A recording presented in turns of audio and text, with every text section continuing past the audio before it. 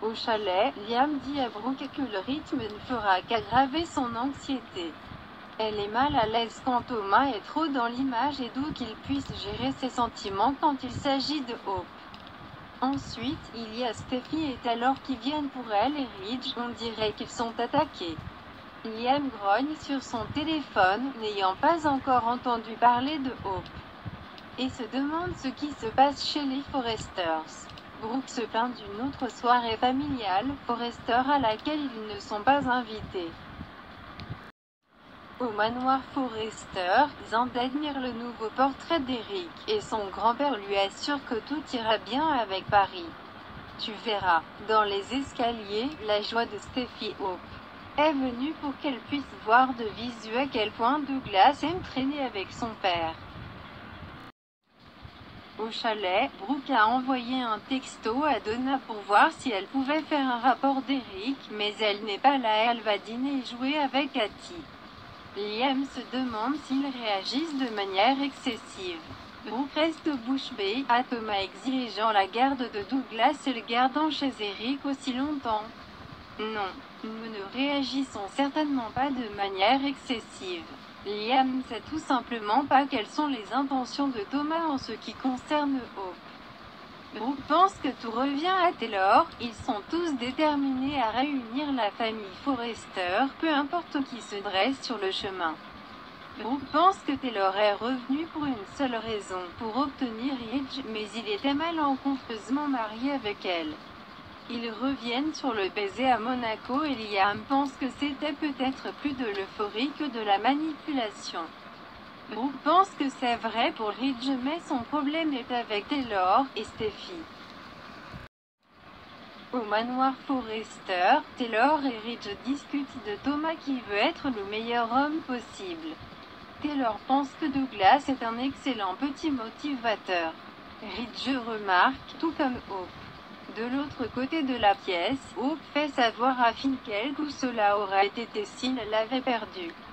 Steffi et Finn prévoient de compter leur bénédiction. Thomas rappelle à Hope en tant que mère de Douglas, elle fait partie de la famille.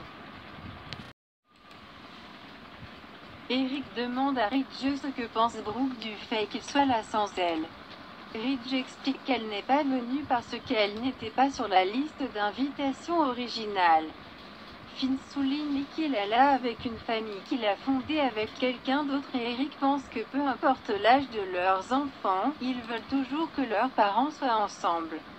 Sur le canapé, Thomas réitère que Hope fait partie de la famille et plaisante Xand coincé avec nous. Hope profite de l'occasion pour dire qu'elle veut que les choses restent les mêmes. De l'autre côté de la pièce, Steffi chuchote à Taylor qu'elle et Ridge sont censés être. Taylor lui assure que ses yeux sont ouverts. Steffi espère que ses yeux sont ouverts aussi. Taylor appelle l'attention de tout le monde alors Ridge se déplace pour s'asseoir à ses côtés. Elle fait un discours sur sa joie de voir leur visage souriant et d'entendre les petits enfants jouer à l'étage. Mon cœur est plein. Elle fait remarquer à quel point leur famille a traversé une période difficile et note qu'ils ont également vécu de nombreux miracles. La famille de Steffi et Finn est à nouveau entière et le lien entre Thomas et Douglas se renforce chaque jour. Cette famille est tout pour moi et je vous aime tous tellement. Y compris ce beau mec Mossad juste ici. Elle jette l'épaule de Ridge. Hope sirote son vin et les regarde. Plus tard, Finn va installer Hay dans la voiture et dit bonne nuit à tout le monde. Steffi dit merci alors que Kelly et Douglas apparaissent, enthousiasmés par un projet sur lequel ils travaillent. Douglas demande à Thomas si Kelly peut venir demain pour qu'ils puissent finir. Thomas dit aux garçons qu'ils en parleront plus tard. Steffi demande à Taylor si elle est prête et Ridge lui propose de la conduire. Taylor dit qu'elle devrait aller avec les enfants mais le remercie. Au chalet, Brooke dit à Liam que les Foresters n'ont pas à cœur les meilleurs intérêts de Douglas, il s'agit de gagner contre les Logan pour eux. Et le garçon est pris au milieu parce qu'il est le fils de Thomas. Elle est sûre qu'ils se soucient de lui, mais ils ont un programme qui inclut d'éloigner Douglas de sa famille et de sa maison. Liam grimace. C'est une situation compliquée. Il pense que Thomas peut avoir une relation avec Douglas sans l'éloigner de tout ce qu'il sait. Plus il obtient son chemin, plus il se sentira autorisé.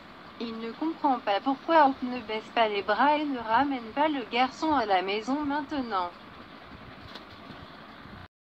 Au manoir Forrester, Thomas remercie Hope d'être venue. Elle est sur le point de dire quelque chose quand Douglas apparaît et la remercie de l'avoir laissé rester si longtemps. Hope lui rappelle qu'elle, Liam et Bess lui manquent comme un fou. À la maison de la falaise, Steffi verse du vin alors que Finn émerge torse nu, après avoir couché les enfants pour la nuit. Ils canouillent et s'embrassent, c'était leur rentre à nouveau. Elle gémit. Oh mec, je suis tellement ennuyeuse. Taylor veut une collation et Steffi explique à Finn qu'elle fait quand elle pense à quelque chose.